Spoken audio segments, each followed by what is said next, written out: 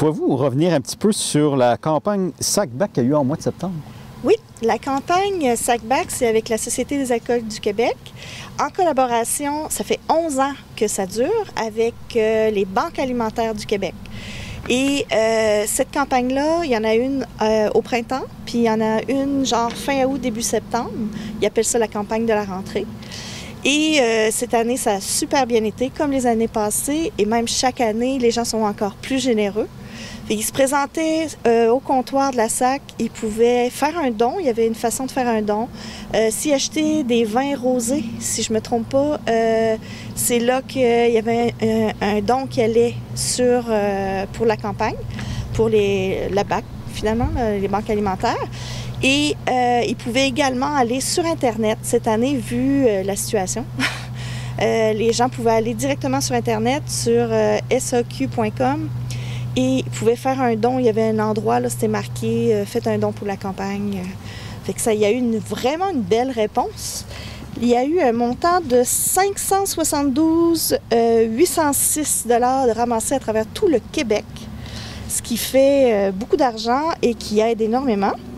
Et comme c'est un appui qui existe depuis 11 ans, fait que la collaboration est là, la campagne est bien établie.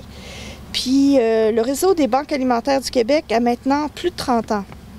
Fait qu'on s'entend que ça aussi, c'est le réseau des banques alimentaires, c'est quelque chose qui a le pied solide là, en ce moment-là. Fait que c'est quelque chose qui est là, que les gens reconnaissent. Et avec ces 19 moissons, il y a 13 membres associés partout au Québec. Il y a 1200 organismes communautaires comme nous, comme le collectif alimentaire.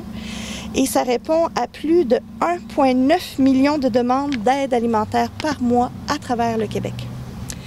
Alors, cette campagne-là, ben, c'est super important, puis on remercie les gens d'avoir participé et on espère que ça va continuer l'an prochain pour une 12e année. Puis là, tant qu'être dans les campagnes, là, c'est la campagne Natrel. Là. Oui, la campagne Natrel, ça a été organisé par le groupe AgroPur. Puis pour notre secteur, c'est avec la coop IGA de Bonaventure.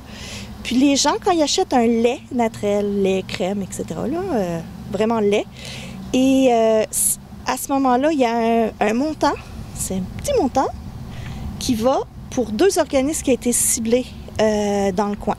Fait que tout le mois d'octobre, les gens, quand ils achètent un lait Natrel au coop IGA de Bonaventure, ils aident le collectif alimentaire et le Centre d'action bénévole Saint-Siméon-Port-Daniel. C'est les 2 organismes qui ont été ciblés pour cette campagne dans notre secteur à nous, là.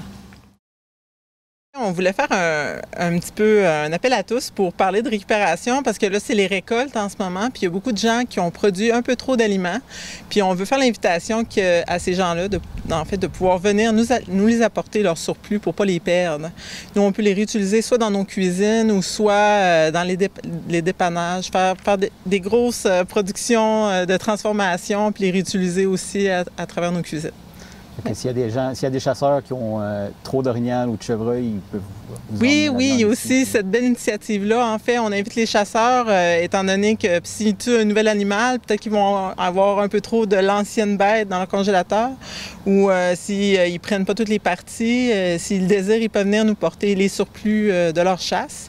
Aussi, s'ils font abattre leur animal et puis ils vont le porter à la boucherie à Bonaventure de la rivière, la boucherie de la rivière. En le fond, il y a une initiative qui est Chasseurs généreux. S'ils ont un surplus, ils peuvent, à travers eux, faire un don de la viande qu'ils ont en trop pour qu'il soit redistribué aux banques alimentaires de la région. OK. Puis là, malgré la situation actuelle avec la COVID et tout, là, ici, au collectif alimentaire, vous restez actif, là. Oui, c'est juste, il faut rappeler, là, nos cuisines sont toujours ouvertes. On a un petit peu changé la donne là, pour les cuisines. On a des plus petits groupes et puis 1 à 2 personnes, souvent des mêmes milieux. Puis on fait quand même des cuisines d'une demi-journée au lieu d'une journée.